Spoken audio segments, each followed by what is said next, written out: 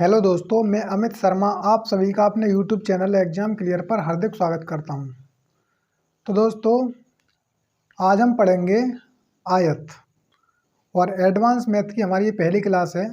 तो आज का सेशन स्टार्ट होने से पहले अगर आपने हमारे चैनल को सब्सक्राइब नहीं किया है तो सब्सक्राइब कर दीजिए और आपके जितने भी यार दोस्त हैं सभी के पास इस वीडियो को शेयर कर दीजिए और उन्हें बता दीजिए कि एडवांस मैथ के लिए यहाँ से क्लास स्टार्ट हो चुकी हैं और वो अगर पढ़ना चाहते हैं तो वो भी यहाँ से पढ़ सकते हैं।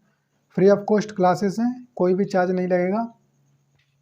तो आज का सेशन स्टार्ट करते हैं। और ये जो क्लास है ये सभी एग्ज़ाम्स के लिए बेनिफिशियल है, चाहे वो एसएससी हो या फिर यूपी पुलिस हो या फिर अन्य कोई टेट सीटेट कोई भी एग्ज़ाम हो, हर एक एग्ज़ाम के लिए क्लास लाभदायक है। तो आइए देखते हैं और आज का सेशन स्टार्ट करते हैं। तो आज हम पढ़ेंगे आयत। तो आयत के बारे में आपने पढ़ा होगा और सुना भी होगा। आयत क्या होता है? तो आपने जब पहले 6, 7, 8 में जब आप पढ़ते होंगे तो आपने पढ़ा होगा कि आयत जो होता है उसकी 4 भुजाएं होती हैं इस तरह से, और आमने सामने की भुजाएं उसकी बराबर होती हैं। आमने सामने की जो भुजाएं होती हैं एक दूसरे के इक्वल होती हैं। इसको अगर इंग्लिश में हम देखें तो इसको बोलते हैं रेक्टेंगल। क्या बोलते हैं? रेक्टेंगल। अब आप ये तो जान चुके होंगे कि ये हो गया आयत, क्योंकि इसमें आमने सामने की जो भुजाएं हैं वो क्या हैं? इक्वल हैं, यानी बराबर हैं। बराबर का मतलब ये होगा कि मान लीजिए अगर ये 5 सेंटीमीटर की है तो ये भी 5 सेंटीमीटर की ही होगी। ऐसा नहीं हो सकता कि ये 5 की है तो ये 6 की हो जाए, क्योंकि आयत में भुजाएं समान होती हैं। और अगर ये 2 है 2 सेंटीमीटर तो ये भी आपकी 2 सेंटीमीटर ही होगी। ये होता है आयत। तो आयत पढ़ने से पहले हमें इसके जो कुछ बेसिक सूत्र हैं, बेसिक फार्मूला हैं, उनको जान लेना होगा। तो इसके लिए 2-3 फार्मूले होते हैं, इसमें ज़्यादा फार्मूले तो नहीं होते। एक तो होता है इसका क्षेत्रफल। आयत का क्षेत्रफल जो होता है वो होता है लंबाई गुणा में चौड़ाई। क्षेत्रफल को हम बोलते हैं एरिया। एरिया इजिकल टू क्या होता है? Length into width. चौड़ाई को बोलते हैं विड्थ और लेंथ बोलते हैं लंबाई को। तो ये तो हो गया क्षेत्रफल। जब कभी हमें क्षेत्रफल फाइंड करना हो या फिर एरिया फाइंड करना हो तब हम क्या करेंगे? लेंथ इंटू विड्थ कर देंगे यहाँ से। इसके बाद आता है इसका इसका परिमाप। इसका परिमाप क्या होता है? परिमाप होता है 2l + v। आयत का परिमाप बराबर क्या होता है? 2l + v। 2l + v का मतलब क्या हो गया? यानी कि l + v। l + v का मतलब हो गया लेंथ प्लस विड्थ। लेंथ और विड्थ दोनों को जोड़ करके उससे मल्टीप्लाई बाई 2 कर देंगे तो हमारा क्या आ जाएगा? परिमाप आ जाएगा। अब तीसरा होता है विकर्ण। विकर्ण क्या होता है आयत का? आयत का विकर्ण होता है ये वाला, जो बीच में से लाइन जो एक दूसरे को काटती है, इसको हम बोलते हैं विकर्ण। आयत का विकर्ण होता है। एक आयत में कितने विकर्ण होते हैं? 2 विकर्ण। एक तो ये हो गया और एक हो जाएगा ये होते हैं विकर्ण। तो कभी भी अगर हमें विकर्ण फाइंड करने हो तो हम क्या करेंगे? तो इसका एक फॉर्मूला होता है रूट में l² + v²। ये इसका फॉर्मूला होता है और यही चीज़ें सिर्फ इसमें होती हैं। और अगर आपने इन तीनों फार्मूलों को याद कर लिया और यही 3 फार्मूले सिर्फ आयत में हर जगह अप्लाई होते हैं तो आपके पूरी तरह से आयत जो है वो समझ में आ जाएगा। तो आइए धीरे धीरे करके इन्हें एक दूसरे से अप्लाई करके देखते हैं कि इन्हें हम किस तरह से अप्लाई करेंगे। तो आइए देखते हैं। जैसे मान लीजिए ये कोई आयत दे रखा है इस तरह से और इसकी लंबाई दे रखी है यहाँ से 10 सेंटीमीटर और यहाँ और चौड़ाई दे रखी है 5 सेंटीमीटर। अगर इसकी लंबाई दे रखी है 10 और चौड़ाई दे रखी है 5 सेंटीमीटर तब हम क्या करेंगे? और पूछा गया हो कि आयत का क्षेत्रफल बताइए, तब आप क्या कीजिएगा कि लंबाई की और चौड़ाई की दोनों की मल्टीप्लाई कर दीजिएगा, आपका आंसर आ जाएगा। क्योंकि यहाँ पे लिखा हुआ है क्षेत्रफल बराबर क्या होता है, यानी एरिया बराबर क्या होता है, एरिया बराबर होता है लेंथ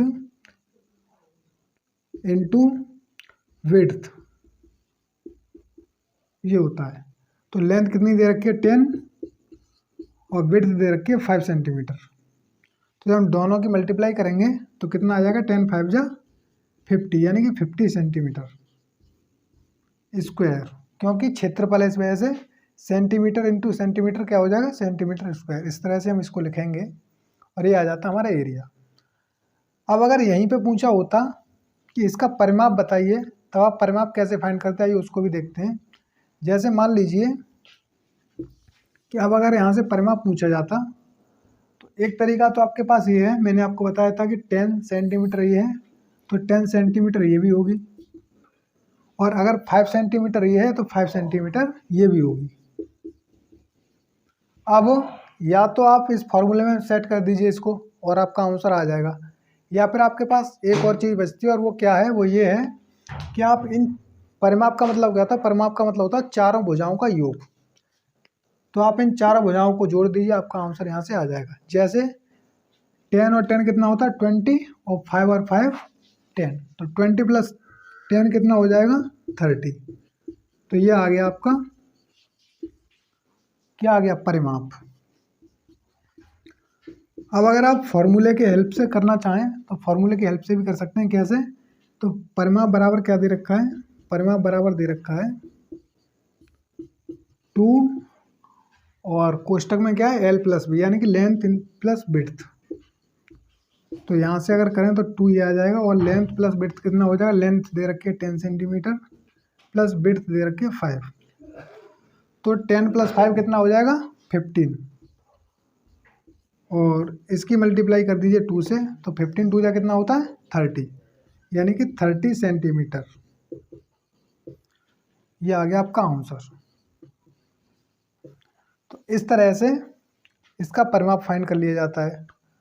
अब आती है बात विकर्ण की। अगर मान लीजिए इसी का अगर विकर्ण पूछा होता तब हम कैसे फाइंड करते, तो आइए विकर्ण भी देखते हैं कि विकर्ण को हम कैसे देखते हैं। तो विकर्ण दे रखा है रूट में L square plus B square, तो यहाँ पे लिखेंगे विकर्ण बराबर रूट में L square plus V square. तो यहाँ पे हम क्या करेंगे, L का स्क्वायर करेंगे तो कितना आ जाएगा, L का स्क्वायर आएगा लेंथ का स्क्वायर यानी 10 का स्क्वायर प्लस वी कितना दे रखा है 5 का स्क्वायर। तो यहाँ से हो जाएगा 10 का स्क्वायर 100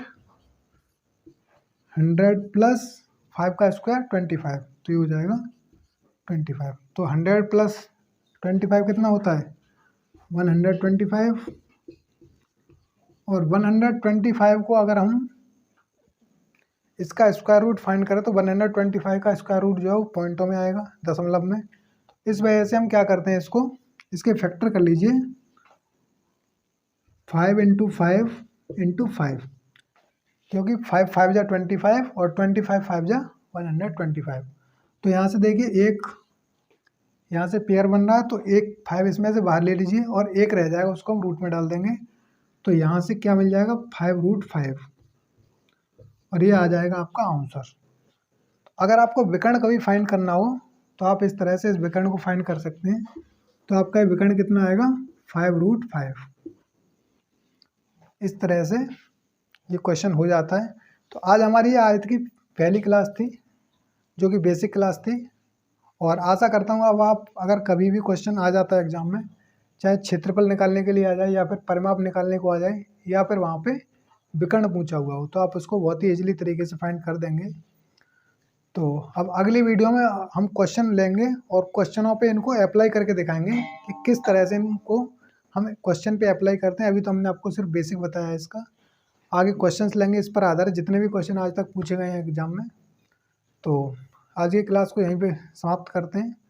आज आपको हमारी क्लास आज की कैसी लगी हमें कमेंट करके ज़रूर बताइएगा, और अगर क्लास अच्छी लगी हो तो लाइक शेयर सब्सक्राइब और कमेंट करना मत भूलिएगा। तो मिलते हैं आपसे अगली क्लास में, जब तक के लिए दोस्तों नमस्कार, जय हिंद।